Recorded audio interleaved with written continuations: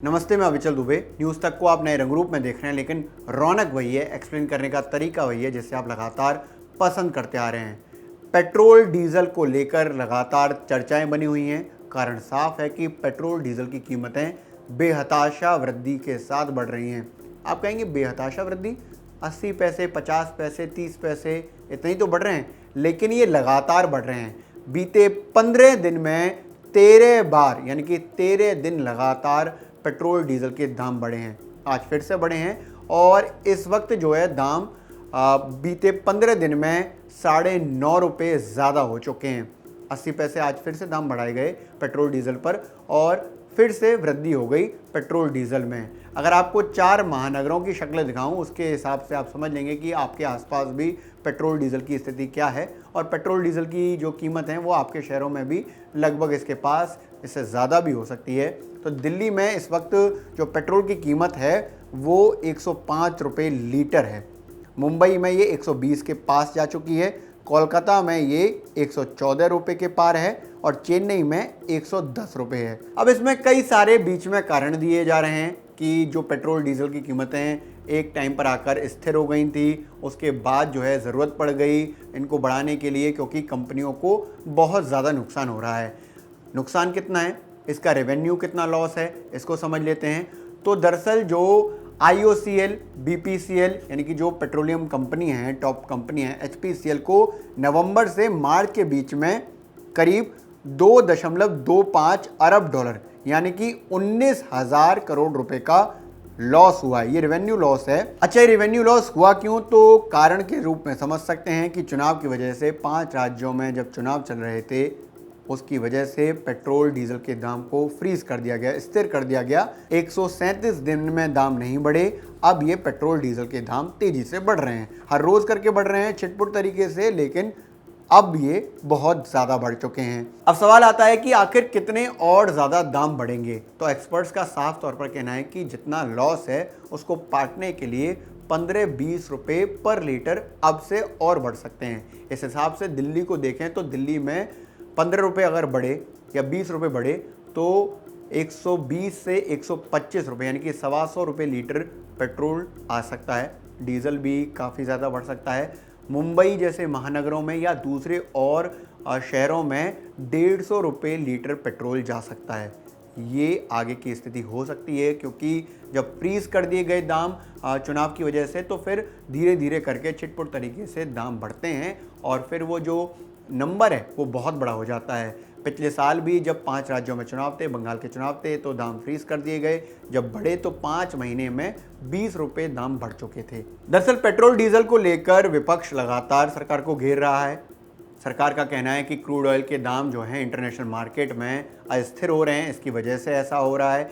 लेकिन राहुल गांधी ने एक ट्वीट किया और उन्होंने समझाया कि आखिर कितना लॉस हमारा हो रहा है पेट्रोल डीजल के दाम बढ़ने से 2014 की अपेक्षा अब। तो उन्होंने समझाया ट्वीट करके कि 2014 में, पहले तो क्रूड ऑयल के दाम समझ लीजिए कि 2014 में मई 2026 को, यानी कि जब मोदी सरकार का गठन हुआ, तो क्रूड ऑयल का जो इंटरनेशनल मार्केट में दाम था वो $108 प्रति बैरल था। एक बैरल में 159 लीटर होते हैं, ये दाम था उस वक्त। और इस वक्त जो 4 अप्रैल को क्रूड ऑयल का दाम है इंटरनेशनल मार्केट में वो $100 प्रति बैरल है, यानी कि उस वक्त से अब जो है कम है क्रूड ऑयल का दाम। लेकिन जो कॉस्ट ऑफ टैंक फुल कराने की है वो बढ़ चुकी है। कितनी बढ़ चुकी है? स्कूटर बाइक को लेकर उन्होंने एक कंपैरिजन में बताया कि तब जो है 714 रुपये करीब लगते थे, अब 1038 रुपये लगते हैं। ये 325 रुपये बढ़ चुके हैं। ये वेरी करता है, स्कूटर बाइक अलग अलग टैंक्स रखते हैं। कार जो है एक, इसको मान लीजिए कि एक मिनिमम कार समझ लीजिए, और उसमें तब जो है 2856 लगते थे, अभी 4152 रुपये लगते हैं। 1296 यानी कि करीब 1300 रुपये दाम कार का टैंक फुल कराने में बढ़ चुके हैं बीते 8 सालों में। ट्रैक्टर की बात करें तो 2749 रुपये लगते थे, यानी कि 27.5 रुपये लगते थे, तब लगते थे। अब 8 साल बाद ये दाम बढ़कर करीब 4500 से ज़्यादा जा चुके हैं। 1814 रुपये इस पर दाम बढ़े हैं। ट्रक की बात करें, ट्रक उस वक्त जो फुल होता था, उसका मतलब टैंक फुल किया जाता था, तो वो करीब 11,500 रुपये में होता था और ये अब 19,000 रुपये में हो रहा है। इस पर 7,500 रुपये बढ़े हैं।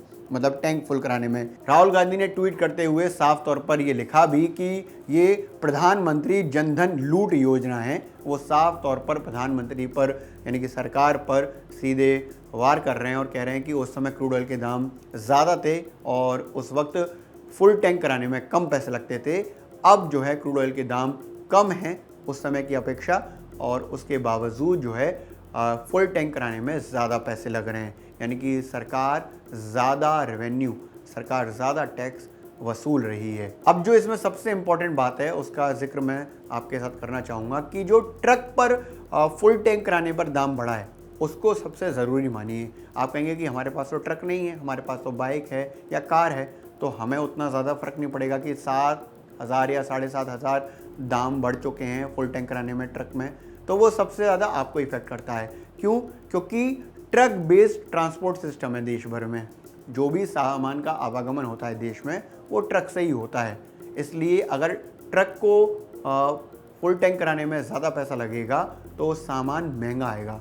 यानी कि किचन तक आपके पास जो भी सामान आ रहा है, कुछ भी सामान आ रहा है, वो सब महंगा हो जाएगा और हो भी रहा है। इसके साथ साथ जो डायरेक्ट महंगाई है वो तो आप झेलेंगे ही। जैसे आप जब पेट्रोल पंप जाएंगे तो आपको दिखेगा हर बार जब मीटर दिखेगा और व्यक्ति कहेगा कि ज़ीरो देख लीजिए, उसके नीचे ही आपको महंगे पेट्रोल के दाम दिखेंगे, महंगे डीजल के दाम दिखेंगे। वो डायरेक्ट महंगाई आपके हिस्से आ रही है। यानी कि बीते 2 हफ्ते में 15 दिन में जो दाम बढ़े हैं वो 9.5 रुपये बढ़ गए हैं। ये वाकई बहुत ज़्यादा है और अगले दिनों के लिए भी साफ तौर पर कहा जा रहा है कि 15 से 20 रुपये और ज़्यादा पेट्रोल डीजल में बढ़ सकते हैं।